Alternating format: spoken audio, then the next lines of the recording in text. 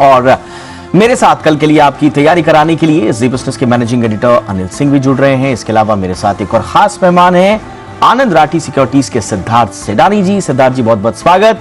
लेकिन सबसे पहले देख लेते हैं आज बाजार में कैसा रहा कारोबार। फटाफट से एक झलक देख लेते हैं पूरे दिन भर के कारोबार की।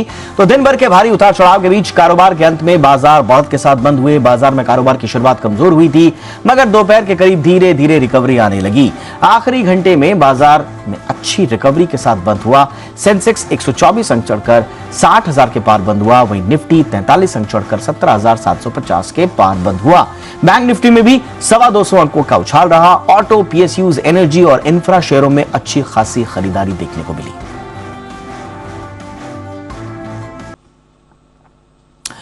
चलिए, और अब हमारे खास मेहमान का रुख करने का वक्त आ चुका है। आनंद राठी के सिद्धार्थ सेडानी साहब हमारे साथ हैं। सिद्धार्थ जी, एक बार फिर से आपका स्वागत। सर, जैसा अनिल जी भी कह रहे थे, खराब ग्लोबल संकेतों के बीच अच्छा खासा हमारे मार्केट में एक्शन रहा, पॉजिटिव एक्शन रहा। आप इस वक्त स्थिति को कैसे आंकड़े, क्या विश्लेषण करेंगे मौजूदा हाल बाजार का? Sir, good evening Deepak and thank you.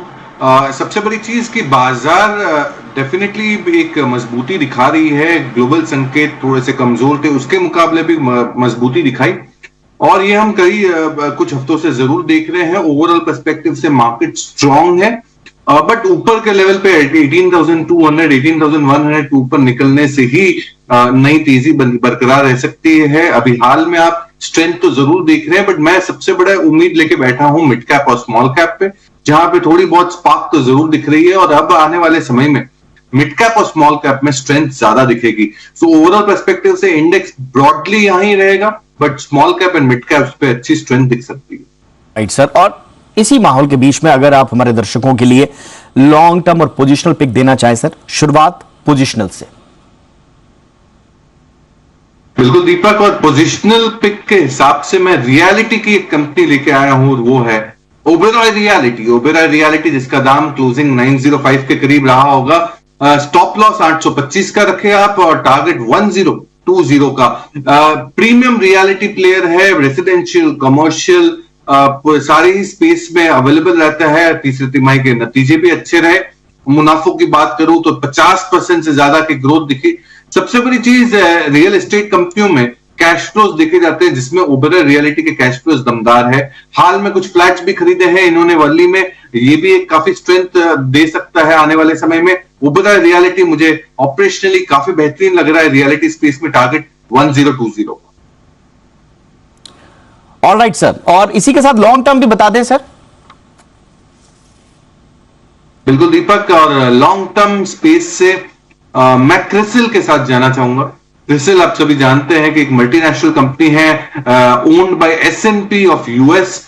But ये कंपनी करती क्या है? ये कंपनी रेटिंग एजेंसी है, रिसर्च की कंपनी है। आज कोई भी कंपनियां अपने पेपर्स बाहर निकालना चाहते हैं, लोन लेना चाहते हैं बैंकिंग से या किसी और से, तो रेटिंग करवानी पड़ती है आपकी डेट रेटिंग की। और इसमें अव्वल नंबर की कंपनी, सबसे बड़ी मार्केट शेयर वाली कंपनी है क्रिसिल। रिसर्च एंड एनालिटिक्स में बहुत दमदार है, ग्लोबल फुटप्रिंट है, 12,600 क्लाइंट्स है ग्लोबली इनके। और बैंक के क्रेडिट ग्रोथ बहुत जोरदार दिख रहे हैं, क्रेडिट बहुत अच्छे दिख रहे हैं, कॉर्पोरेट बॉन्ड इशूइंग भी बहुत दमदार है अभी। तो क्रिसिल का काम भी दमदार रहेगा। 15% प्लस अर्निंग CAGR से ग्रो करने वाली कंपनी क्रिसिल, इस पे खरीदारी की राय है। टारगेट आपको 4,000 रुपए का रखना है। मैं रिपीट कर दूं जो जी की पसंद है। पोजिशनल के रूप में ओबेरॉय रियलिटी 905 के आसपास का भी भाव है। स्टॉप लॉस आपको लगाना है 825 का, और टारगेट जो दे रहे हैं सिद्धार्थ जी, वो दे रहे हैं 1020 का। लॉन्ग टर्म बाय जो फेवरेट है सिद्धार्थ जी की, वो है क्रिसिल। टारगेट इन्होंने दिया है 4,000 का, मौजूदा भाव 3,340 के आसपास का। तो ये है लॉन्ग टर्म और पोजिशनल राय सिद्धार्थ सेडानी जी की। अब वक्त है फटाफट से, कुछ कॉलर्स भी हमारे साथ जुड़ रहे हैं, और जिन दर्शकों ने अलग अलग माध्यमों से हम तक अपने सवाल भेजे हैं उनको भी लेंगे। लेकिन सबसे पहले लाइव कॉलर घनश्याम खड़िया साहब हमारे साथ जुड़ चुके हैं सूरत से। घनश्याम जी बहुत बहुत स्वागत। सर पूछिए सिद्धार्थ जी से अपना सवाल। सर मेरे पास BPCL के 300 शेयर है जी, 443 के भाव से। 443 के भाव से BPCL के शेयर है। सिद्धार्थ जी क्या सलाह देंगे आप घनश्याम जी को? देखिए घनश्याम जी, आपको बने रहना चाहिए। मुझे लगता है कि ऑयल मार्केटिंग कंपनी में बीपीसीएल अच्छा परफॉर्म कर सकती है। कच्चे तेल का दाम नीचे है और ये पॉजिटिव रह सकता है बीपीसीएल और सारी ऑयल मार्केटिंग कंपनियों के लिए। तो मेरा मानना है कि आपको बने रहना चाहिए बीपीसीएल में, एटलीस्ट 3 से 6 महीने के लिए बने रहे। तो घनश्याम जी को सलाह, बीपीसीएल पर आपको बने रखना है, पोजीशन बनाए रखनी है कम से कम 3 से 6 महीने के लिए। अगला सवाल हमें व्हाट्सएप के जरिए भेजा है, संदीप जी ने जयपुर से भेजा है।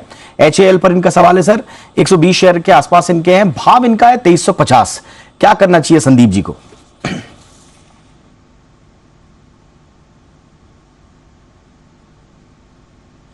सिद्धार्थ जी से हम जुड़ने की कोशिश करेंगे। तो सिद्धार्थ जी से हम लगातार सवालों का सिलसिला भी ले रहे हैं। चलिए, तो ये कल के लिए स्ट्रैटेजी अनिल सिंघवी की ओर से। इस वक्त हमारे साथ सिद्धार्थ जी वापस जुड़ चुके हैं। सिद्धार्थ जी, सवाल रह गया था हमारा, संदीप जी ने एक सवाल भेजा था, एचएएल पर ये राय जानना चाह रहे हैं। 2350 के आसपास का भाव इनके पास है सर खरीदी का, क्या करना चाहिए इनको? देखिए संदीप जी, आप दमदार मुनाफे में हैं और एचएएल कंपनी बहुत ही जोरदार है डिफेंस स्पेस की। अगर देखा जाए हेलीकॉप्टर और फाइटर जेट्स में एकमात्र ये कंपनी है जो भारत के डिफेंस को बहुत बड़ा योगदान देती है। ओवरऑल पर्सपेक्टिव से आपको बने रहना चाहिए। पिछले क्वार्टर के या नतीजे जो आए थे वो थोड़े से कमजोर थे, बट मैं मानता हूं कि अगर आपने लंबी अवधि के लिए स्टॉक को लेके रखा हो तो आपको डेफिनेटली और भी अच्छे फायदे दिख सकते हैं, तो बने रहिए। चलिए, इस वक्त हमारे साथ एक और लाइव कॉलर जुड़ चुके हैं, निरपेश कुमार पुणे से इस वक्त हमारे साथ जुड़ रहे हैं। निरपेश जी स्वागत, पूछिए सिद्धार्थ जी से अपना सवाल सर। सिद्धार्थ जी नमस्कार। हेलो जी जी, हम सुन रहे हैं सिद्धार्थ जी आपको। निरपेश जी बोलिए। मेरे पास त्रिवेणी इंजीनियरिंग के 200 शेयर है 280 रुपए के रेट में, और एक्सेल इंडस्ट्रीज के 30 शेयर है मेरे पास 1300 के। दोनों में मैं आपकी राय जानना चाहता हूँ, होल्ड करूं या? ठीक है सिद्धार्थ जी, क्या सलाह देंगे निरपेश जी को? देखिए एस्ट्रल पे भी बने रहना है आपको। पाइप्स में बहुत ही बेहतरीन कंपनी है एस्ट्रल, इस पे भी बने रही है। और त्रिवेणी इंजीनियरिंग में भी मैं मानता हूं कि जिस हिसाब से बिजनेस का ओवरऑल आउटलुक दिखता है मैन्युफैक्चरिंग स्पेस का, इसमें भी आपको बने रहना चाहिए। तो दोनों ही कंपनियां अपने अपने सेगमेंट की बहुत ही बेहतरीन कंपनियों में से एक है। तो मैं आपको ये सलाह दूंगा कि आप दोनों ही स्टॉक पे बने रहिए, पर हाँ, आने वाले क्वार्टर्स की जो रिजल्ट आते हैं उसके बाद समीक्षा रिव्यू जरूर करिएगा। दोनों पर बने रहने की को। प्रदीप कुमार जी इस वक्त हमारे साथ जुड़ चुके हैं हैदराबाद से। प्रदीप जी स्वागत, पूछिए सिद्धार्थ जी से अपना सवाल। नमस्ते सर। नमस्कार सर, मेरे को जीएनएससी से पूछना है। जीएनएससी का 400 शेयर है मेरे पास, 705 जी जी सिद्धार्थ जी।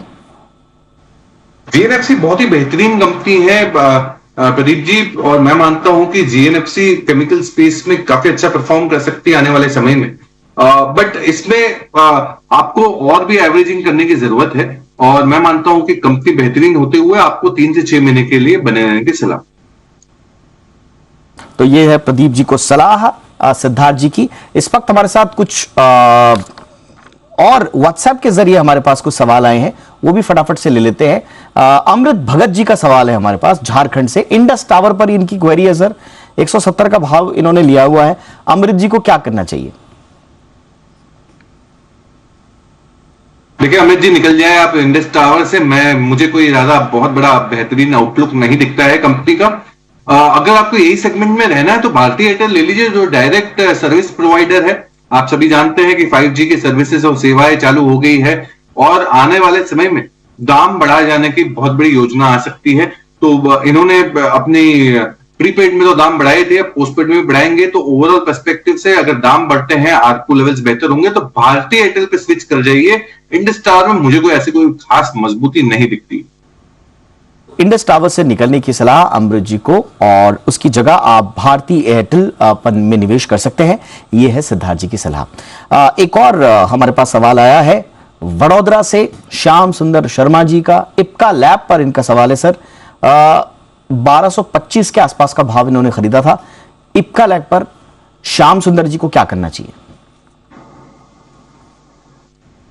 देखिए श्याम सुंदर जी, आपको तो डेफिनेटली रुकना ही पड़ेगा, क्योंकि बहुत बड़ा नुकसान हो रहा है।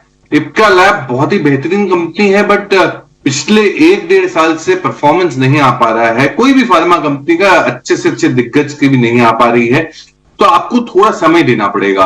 हालांकि कंपनी अच्छी है, नुकसान बहुत ज्यादा है, तो नुकसान पे निकले नहीं, थोड़ा बने रहिए, अच्छा समय देके 2 क्वार्टर्स देख लीजिए, 2 तिमाही के नतीजे देख लीजिए, उसके बाद ही इसके ऊपर फिर से समीक्षा करेंगे।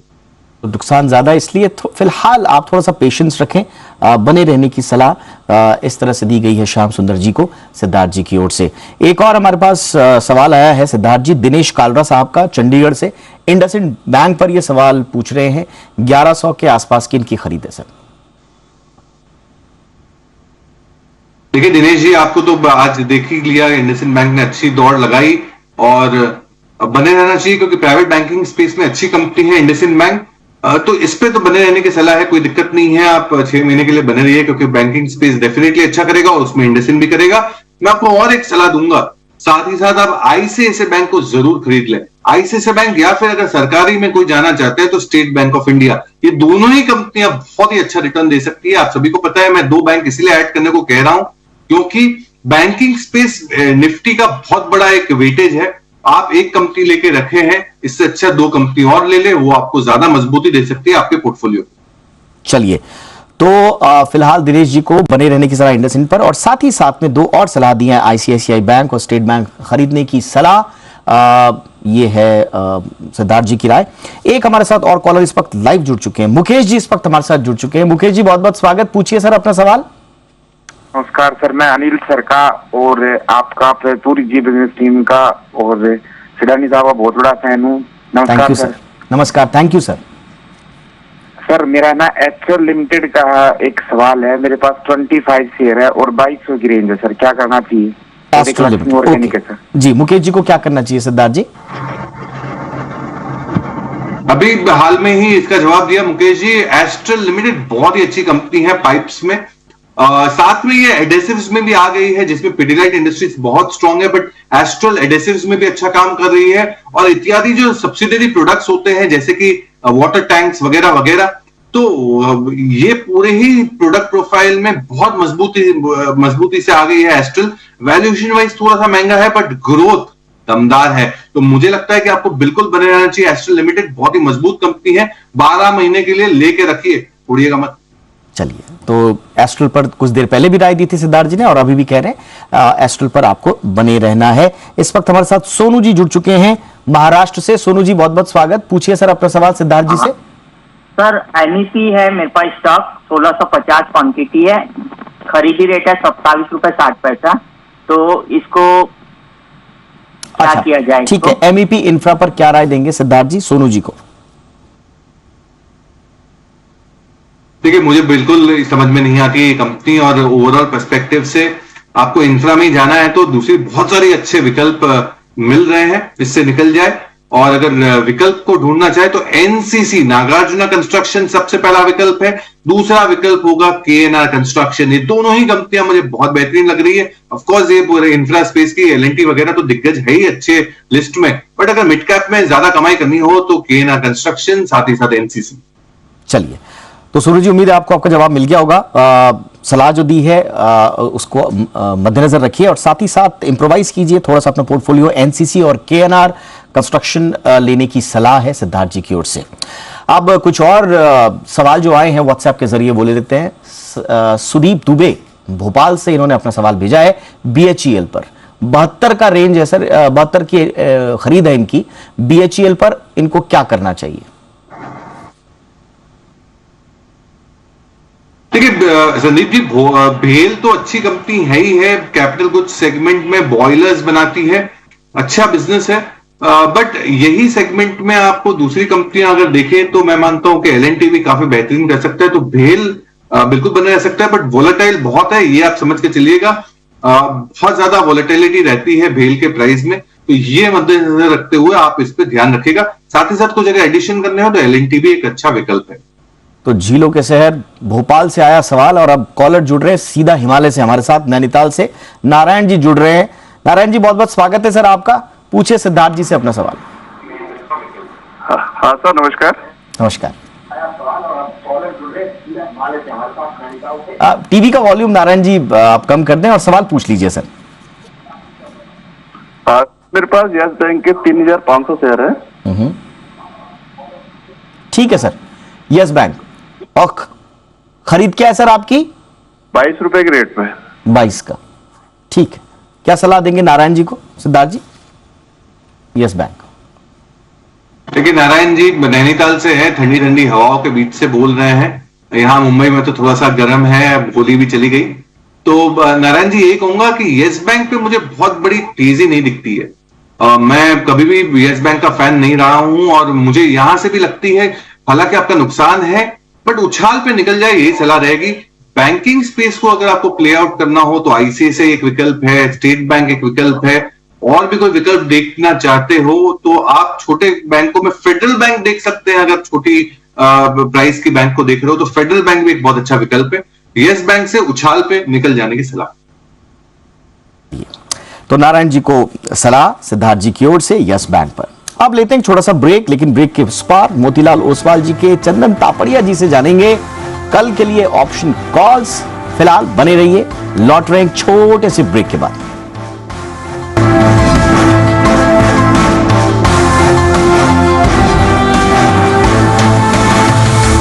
और कल इंट्राडे के लिए क्या पसंद है हमारे मेहमान सिद्धार्थ सेडानी साहब की, आइए उन्हीं से जानते हैं। सिद्धार्थ जी, इंट्राडे के लिए आपकी सलाह सर।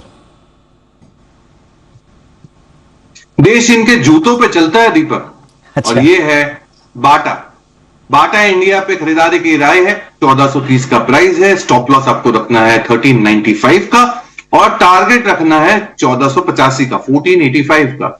तो बाटा इंडिया एक अव्वल नंबर की फुटवेयर की कंपनी, इस पे खरीदारी की राय 1 से 2 दिनों के पर्सपेक्टिव से, टेक्निकल पर्सपेक्टिव रहेगा। चलिए, तो बाटा इंडिया है सलाह। इंट्राडे कॉल 1 से 2 दिनों के पर्सपेक्टिव का, टारगेट 1485 के आसपास, स्टॉप लॉस 1395। बहुत बहुत शुक्रिया सर, आपने हमारे दर्शकों के लिए वक्त निकाला, उनके सवालों का जवाब दिया। बहुत बहुत शुक्रिया आपका। और इसी के साथ बाजार आज और कल में इतना ही। इजाजत दीजिए, बने रहिए जी बिजनेस के साथ। नमस्कार।